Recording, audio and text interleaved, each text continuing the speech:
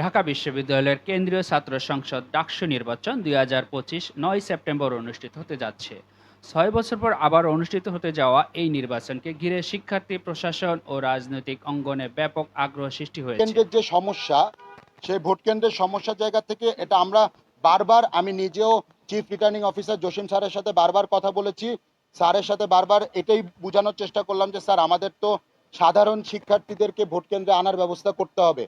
তো উনি আমাদেরকে বারবার নিশ্চয়তা দিয়েছে যে আমরা এটা করব, আমরা ভোট কেন্দ্র বাড়াবো। তো প্রথমে কম ছিল, পরবর্তীতে আরও 2টা ভোট কেন্দ্র বাড়ানো হলো। তারপরেও সেটা অপ্রতুল। কারণ হচ্ছে ভাই যেটা বললেন যে মাত্র 710টা বুথ, আপনি যদি সত্যিকার অর্থে চিন্তা করেন, সকাল 8টা থেকে বিকাল 4টা পর্যন্ত আসলে যদি স্বতঃস্ফূর্তভাবে আমার 39,000 ভোটারের মধ্যে যদি 32,000 ভোটারও অংশগ্রহণ করে, সেটা আমাদের জন্য অপ্রতুলই থেকে যাবে। তো সেই জায়গা থেকে আমরা মনে করি যে আমাদের ভোটিং কাস্টিং টাইমটা আরও বাড়ানো উচিত।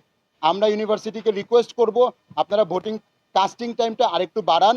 সেটা যদি সন্ধ্যা 6টা পর্যন্ত নেওয়া যায়, এতে করে মনে হচ্ছে আমরা সাধারণ শিক্ষার্থীদেরকে আরও বেশি অন্তর্ভুক্ত করতে পারবো। পাশাপাশি লেভেল প্লেয়িং ফিল্ডের কথা যদি আপনারা আসেন, লেভেল প্লেয়িং ফিল্ডের জায়গা থেকে আর কি পাল্লা দিয়ে দেখা যাচ্ছে আপনাদের প্যানেলগুলা, দলগুলা পাল্লা দিয়ে আচরণবিধি লঙ্ঘন করতেছে। আমরা বিভিন্ন অভিযোগ বারবার দেখতেছি যাচ্ছে, কিন্তু সেটার আলোকে কোনো ধরনের ব্যবস্থা প্রশাসন নিতে পারতেছে না। আমাদের প্রশাসনিকভাবে যেটা জানানো হয়েছিল, আপনারা কোনো ধরনের কালার লিফলেট করতে পারবেন না, কোনো ধরনের কালারিং কিছু। ঢাকা বিশ্ববিদ্যালয় কর্তৃক গত জুলাই মাসে নির্বাচনের তফসিল ঘোষণা করেন।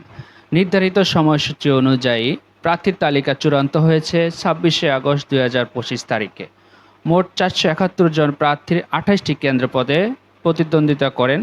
মনোনয়ন যাচাই বাছাই, প্রত্যাহার ও আপিল প্রক্রিয়া সম্পন্ন হওয়ার পর চূড়ান্ত প্রার্থীদের নাম প্রকাশ করা হয়।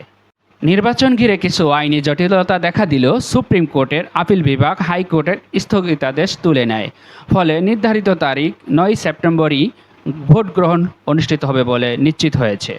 বিশ্ববিদ্যালয়ের প্রশাসন ইতিমধ্যে কঠোর নিরাপত্তার ব্যবস্থা গ্রহণ করেছেন।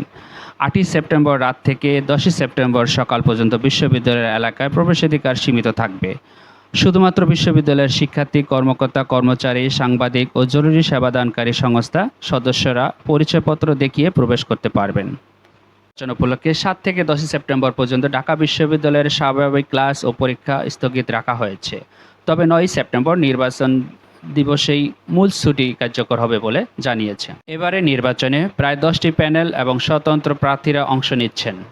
প্রার্থীরা মনে করছেন, দীর্ঘ বিরতির পর ডাকসু নির্বাচনে নতুন নেতৃত্ব গঠনের সুযোগ সৃষ্টি করবে।